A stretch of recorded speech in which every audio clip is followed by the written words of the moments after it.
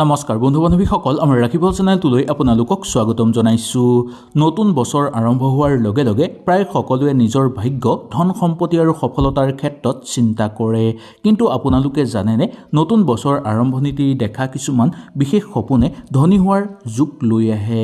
আজিৰ ভিডিঅ'টোৰ যোগেদি আমি জানিম কোন কোন সপোন দেখিলে ধন লাভৰ প্ৰবল যোগ থাকে, এই সপোনবোৰৰ আধ্যাত্মিক অৰ্থ কি, আৰু এই সপোন দেখাৰ পিছত আমি কি কাম কৰিলে ভাগ্য আৰু অধিক শক্তিশালী হৈ পৰিব।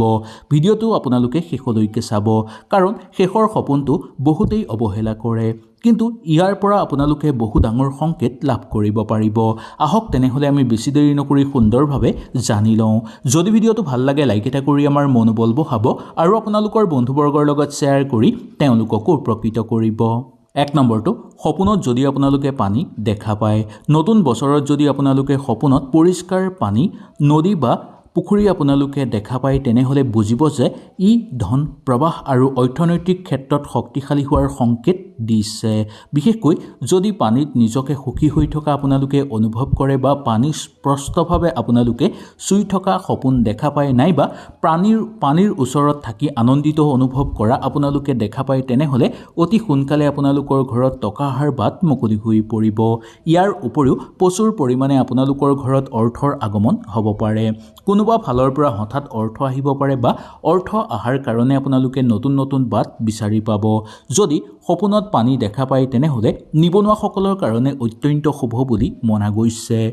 আপোনালোকে মনে বিচৰা কৰ্ম লাভ কৰিবলৈ সক্ষম হ'ব আৰু তাৰ পৰা উচিত ফল আদায় কৰি ল'ব পাৰিব। ৰৈ থকা ধন আপোনালোকৰ হাতলৈ আহিব আৰু ব্যৱসায়িক বাণিজ্যৰ ক্ষেত্ৰতো বিশেষভাৱে আপোনালোকে সফলতা অৰ্জন কৰিব পাৰিব। এই সপোন দেখিলে আপোনালোকে এটা প্ৰতিকাৰ কৰিব লাগিব। এই সপোনৰ প্ৰতিকাৰটো হ'ল, এই সপোন দেখাৰ পিছদিনা সূৰ্যদেৱক আপোনালোকে পানী অৰ্পণ কৰিব আৰু সূৰ্যদেৱৰ নাম আপোনালোকে মনত স্মৰণ কৰিব। তেতিয়া এই সপোনৰ সম্পূৰ্ণ ফল আপোনালোকৰ হাতত থাকিব। 2 নম্বৰটো, সপোনত যদি আপোনালোকে সোণ বা অলংকাৰ দেখা পায়, তেনেহ'লে অত্যন্ত শুভ হ'ব। এই নতুন বছৰত যদি আপোনালোকে সপোনত সোণ, গহনা, মুদ্ৰা, ধন দেখা পায়, তেনেহ'লে অত্যন্ত শুভ। নতুন বছৰত এই সপোন দেখিলে হঠাৎ আপোনালোকৰ লাভ হ'বলৈ ধৰিব, নতুন কামত আহিব সফলতা। ইয়াৰ উপৰিও ক'ৰবাৰ পৰা হঠাৎ পইচা অহাৰ যোগ বাঢ়ি আহিব। সকলো ক্ষেত্ৰতে আগুৱাই যোৱাৰ নতুন নতুন বাট আপোনালোকে বিচাৰি পাবলৈ সক্ষম হ'ব। ঘৰত যদি কিবা কাম কৰি আছে, সেই কামৰ উচিত ফল লাভ কৰিব আৰু লগতে ঘৰলৈ আপোনালোকৰ আহিব বহুকেইটা ভাল খবৰ। বিশেষকৈ সপোনত যদি আপোনালোকে কাৰোবাক সপোনত সোণ দি থকা দেখা পায় বা আপোনাক যদি কোনো লোকে সোণ উপহাৰ দিয়া দেখা পায়, তেনেহ'লে ভাগ্যৰ দুৱাৰ মুকলি হৈছে বুলি ক'ব পৰা যায় বা ভাগ্যৰ দুৱাৰ খোল খোৱাৰ সংকেত বুলিও ক'ব পৰা যায়। এই সপোন যদি আপোনালোকে দেখা পায়, তেনেহ'লে এটা প্ৰতিকাৰ কৰিব লাগিব। প্ৰতিকাৰটো হ'ল, শুক্ৰবাৰৰ দিনা মা লক্ষ্মীৰ ওচৰত আপোনালোকে এগছি চাকি জ্বলাব। আগবেলাও জ্বলাব পাৰে, নাইবা সন্ধ্যাৰ সময়তো জ্বলাব পাৰে। মা লক্ষ্মীৰ ওচৰত এগছি চাকি জ্বলাই মা লক্ষ্মীক স্মৰণ কৰিব।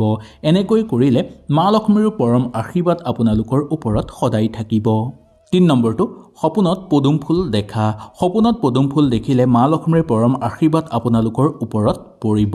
নতুন বছৰৰ প্ৰথম দিনা বা প্ৰথম সপ্তাহত বা প্ৰথম মাহতেই যদি আপোনালোকে এই সপোন দেখা পায় বা সপোনত পদুম ফুল দেখা পায়, তেনেহ'লে জানিব যে আপোনালোকৰ ঘৰত ধন, মান সন্মান আৰু স্থায়ী সম্পত্তি বৃদ্ধিৰ যোগ লৈ আহিছে। এই সপোন দেখিলে আপোনালোকে শুভ সংকেত বুলিও ক'ব পৰা যায়। আপোনালোকৰ জীৱনত ৰৈ থকা সকলো কাম সুচাৰুভাৱে হৈ পৰিব। সকলো ক্ষেত্ৰৰ পৰা আপোনালোকে সফলতা অৰ্জন কৰিব পাৰিব। নতুন নতুন চিন্তাধাৰণা আপোনালোকৰ মনলৈ আহিব। অৰ্থৰ উপাৰ্জনৰ কাৰণে নতুন বাট বিচাৰি পাব। সামাজিক ক্ষেত্ৰত মান সন্মান বৃদ্ধি পাবলৈ ধৰিব আৰু ইয়াৰ উপৰিও পৈতৃক সম্পত্তি লাভৰ প্ৰবল যোগ আপোনালোকৰ দেখিবলৈ পোৱা যাব। এই সপোন দেখিলে আপোনালোকে এটা প্ৰতিকাৰ কৰিব লাগিব। প্ৰতিকাৰটো হ'ল, ঘৰখন পৰিষ্কাৰ কৰি আপোনালোকে ৰাখিব লাগিব আৰু অপ্ৰয়োজনীয় যদি কিবা বস্তু আছে, সেইবোৰ বস্তু আপোনালোকে ঘৰৰ পৰা বাহিৰ কৰিব লাগিব, নাইবা সেইবোৰ বস্তু আপোনালোকে কাৰোবাক দান কৰাটো অত্যন্ত দৰকাৰ। 4 নম্বৰ সপোনটো হ'ল, পাহাৰ বগোৱা বা ওপৰলৈ উঠা। নিজকে পাহাৰত উঠা বা ওপৰলৈ বগাই যোৱা দেখাটো শাস্ত্ৰৰ মতে বহু বেছি শুভ বুলি মনা গৈছে। এই নতুন বছৰত যদি আপোনালোকে এই সপোন দেখে তেনেহ'লে জানিব যে আপোনালোকৰ জীৱন উন্নতিৰ দিশত যাব, কৰ্মক্ষেত্ৰত পদোন্নতি লাভ হ'ব আৰু আপোনালোকৰ আয় মাত্ৰা বৃদ্ধি পাবলৈ ধৰিব। নতুন বছৰত এই সপোন দেখিলে আপোনালোকৰ পৰিশ্ৰমৰ অতি সোনকালে ফল লাভ কৰিবলৈ সক্ষম হ'ব। নতুন নতুন চিন্তা আপোনালোকৰ মনলৈ আহিব। ঘৰত কৰি থকা কৰ্মৰ পৰা আপোনালোকে পূৰ্ণ সফলতা আৰু উন্নতি কৰিব পাৰিব। কেৰিয়াৰৰ ক্ষেত্ৰত বিশেষ প্ৰভাৱ আপোনালোকৰ ওপৰত পৰিব আৰু ভাগ্য আপোনালোকৰ লগত থাকিব। সেই গতিকে এই কাম বা এই সপোন দেখাটো অত্যন্ত শুভ বুলি মনা গৈছে। এই সপোন যদি আপোনালোকে দেখা পায় তেনেহ'লে এটা প্ৰতিকাৰ কৰিব লাগিব। প্ৰতিকাৰটো হ'ল সোমবাৰে শিৱ মন্দিৰলৈ গৈ তাত আপোনালোকে গাখীৰ বা পানী অৰ্পণ কৰক। এনেকৈ কৰিলে এই সপোন আৰু অধিক ফলপ্ৰসূ হোৱাৰ আশা আপোনালোকৰ থাকিব। 5 নম্বৰটো, সপোনত যদি আপোনালোকে গৰু বা হাতী দেখা পায় তেনেহ'লে আপোনালোকৰ কাৰণে অত্যন্ত শুভ বুলি মনা গৈছে। দুয়োটাই দেখাটো ধনৰ প্ৰতীক বুলি মনা যায়। বিশেষকৈ সপোনত যদি আপোনালোকে সুস্থ গৰু বা সুস্থ হাতী দেখা পায় তেনেহ'লে আপোনালোকৰ অত্যন্ত অনুকূল হ'ব। ইয়াৰ উপৰিও সেই গৰু বা হাতী যদি শান্ত মনে থকা আপোনালোকে দেখা পায় তেনেহ'লে জানিব যে আপোনালোকৰ ঘৰত ধন জমা হ'বলৈ ধৰিব আৰু আৰ্থিক ক্ষেত্ৰত আপোনালোকে বিশেষভাৱে শক্তিশালী হৈ পৰিব। সকলো ফালৰ পৰা নতুন নতুন সুযোগ সুবিধা আপোনালোকৰ ঘৰলৈ নামি আহিব। অবান্তিক খৰচ ঘৰত কমিবলৈ ধৰিব আৰু আয় মাত্ৰা বৃদ্ধি পাবলৈ ধৰিব। অকণমান কষ্ট কৰিলেই জোখতকৈ বেছি উপাৰ্জন কৰিব পাৰিব বা অকণমান কষ্ট কৰিলেই আপোনালোকে বহুদূৰ আগুৱাই যাব পাৰিব আৰু বহুকেইটা ক্ষেত্ৰতে সফলতা অৰ্জন কৰিব পাৰিব। এই সপোন দেখিলে আপোনালোকে প্ৰতিকাৰ হ'ল যে গৰুক আপোনালোকে খাদ্য দিব বা আপোনালোকে গাখীৰ কাৰোবাক দান কৰিব পাৰে। এনেকৈ কৰিলে এই সপোনৰ উচিত ফল লাভ কৰিব। 6 নম্বৰটো, সপোনত যদি আপোনালোকে বৰষুণৰ সৈতে আনন্দ অনুভৱ কৰা দেখা পায় তেনেহ'লে এই সপোনটো অত্যন্ত শুভ বুলি মনা গৈছে। বৃষ্টি মানেই হ'ল কৃপা। আপোনালোকে যদি এই সপোন দেখা পায় নতুন বছৰত তেনেহ'লে আপোনালোকৰ ঘৰত অতি সোনকালে সুখ সমৃদ্ধি বৃদ্ধি পাবলৈ ধৰিব। ই হঠাৎ ধন লাভৰ যুগ বুলি ক'ব পৰা যায়। ব্যৱসায়িক বাণিজ্যৰ ক্ষেত্ৰত বহু বেছি লাভৱান হোৱাৰ সংকেত। নতুনকৈ কিবা কাম ঘৰত কৰিব বিচাৰিলেও কৰিব পাৰিব। আপোনালোকৰ ঘৰত মাংগলিক অনুষ্ঠান হোৱাৰ প্ৰবল সম্ভাৱনা দেখিবলৈ পোৱা যায়। ৰৈ থকা ধন আপোনালোকৰ হাতলৈ আহিব। কৰ্মক্ষেত্ৰত সফলতা লাভ কৰিব। নিবনুৱাসকলে কৰ্মপ্ৰাপ্তিৰ যোগ লাভ কৰিব আৰু চাকৰি কৰি থকা লোকসকলৰ পদোন্নতি আৰু ধন লাভৰ যোগ দেখিবলৈ পোৱা যাব। কৰ্মক্ষেত্ৰত বহুদূৰ আগুৱাই যাব পাৰিব। শিক্ষাৰ মান বৃদ্ধি পাবলৈ ধৰিব আৰু শিক্ষা লাভৰ কাৰণে ঘৰৰ পৰা দূৰ হ'বলগীয়া হোৱাৰ সংকেত বুলি ক'ব পৰা যায়। এই সপোন দেখিলে আপোনালোকে এটা প্ৰতিকাৰ কৰিব। ঘৰৰ তুলসীজোপাৰ গুৰিত আপোনালোকে পানী নিশ্চয় নিবেদন কৰিব আৰু নিয়মিতভাৱে যদি পানী দিয়ে তেনেহ'লে সকলো সমস্যা আপোনালোকৰ দূৰ হৈ পৰিব আৰু আহিব লগা সুসংকেতবোৰ আপোনালোকৰ আৰু অধিক ফলপ্ৰসূ হৈ পৰিব। 7 নম্বৰটো, নিজকে সপোনত নতুন কাপোৰ পিন্ধা দেখাটো অত্যন্ত শুভ বুলি মনা গৈছে।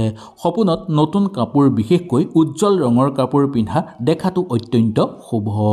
ই এক নতুন সংকেত আপোনালোকৰ জীৱনলৈ লৈ আহিব। এই সুযোগ আপোনালোকে নতুন সুযোগ লাভ কৰিব পাৰিব আৰু ধন উপাৰ্জনৰ নতুন আৰম্ভণিৰ সংকেত বুলিও ক'ব পৰা যায়। কিবা কাম আপোনালোকে হাতত ল'লে সেই কাম নিশ্চয় সফলতাৰে আগভাগ হৈ পৰিব আৰু কিবা কাম আৰম্ভ কৰিম বুলি ভাবিলেও সেই কাম সুচাৰুভাৱে আপোনালোকে আৰম্ভ কৰিব পাৰিব। নতুন দায়িত্ব আহিব যদিও সেই কাম আপোনালোকে সুচাৰুভাৱে কৰি ফলপ্ৰসূ কৰি তুলিব পাৰিব। সুন্দৰভাৱে কাম আৰম্ভ হ'ব আৰু সেই কাম সুন্দৰভাৱে আপোনালোকে সমাপ্তও কৰিব পাৰিব। অৰ্থৰ উপাৰ্জনৰ কাৰণে নতুন নতুন বাট বিচাৰি পাবলৈ সক্ষম হ'ব।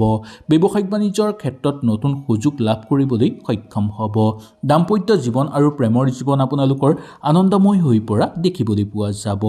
যদিহে আপোনালোকে এই সপোন দেখা পায় তেনেহ'লে শুক্ৰবাৰৰ দিনা আপোনালোকে পৰিষ্কাৰ কাপোৰ পিন্ধিবলৈ চেষ্টা কৰিব আৰু আপোনালোকে কোনো ধৰ্মীয় জেগালৈ যাবলৈ চেষ্টা কৰিব।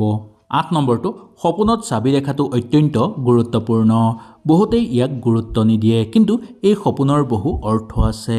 ইয়াৰ অৰ্থ হ'ল নতুন পথ, নতুন দুৱাৰ মুকলি হ'ব আৰু লগতে ধনৰ গোপন সুযোগ হোৱাৰ সংকেত আপোনালোকে লাভ কৰিব পাৰিব। নতুন বছৰত যদি এই সপোন আপোনালোকে দেখা পায় তেনেহ'লে আপোনালোকৰ ভাগ্যৰ দুৱাৰ খোল খাই পৰিব। সকলো ফালৰ পৰা আপোনালোকৰ উপাৰ্জন বৃদ্ধি পাবলৈ ধৰিব। নতুন নতুন ক্ষেত্ৰত আগুৱাই যোৱাৰ সুযোগ লাভ কৰিব পাৰিব আৰু প্ৰতিটো ক্ষেত্ৰতে আগবাঢ়ি যাব পাৰিব। সেই গতিকে এই সপোন দেখাটো অত্যন্ত শুভ বুলি মনা গৈছে। এই সপোন যদি আপোনালোকে দেখা পায় তেনেহ'লে এটা প্ৰতিকাৰ কৰিব। নিজৰ লক্ষ্যত স্পষ্ট কৰক আৰু আপোনালোকে আধ্যাত্মিক ক্ষেত্ৰত অনুকূল প্ৰভাৱ দেখিবলৈ কৰক বা অনুকূল কৰ্ম কৰিবলৈ চেষ্টা কৰক।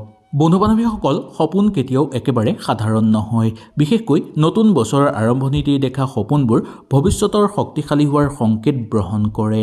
আপুনি এই সপোনবোৰৰ ভিতৰত যিকোনো এটা সপোন দেখিছেনে? নিশ্চয় মোক কমেণ্ট কৰি জনাব।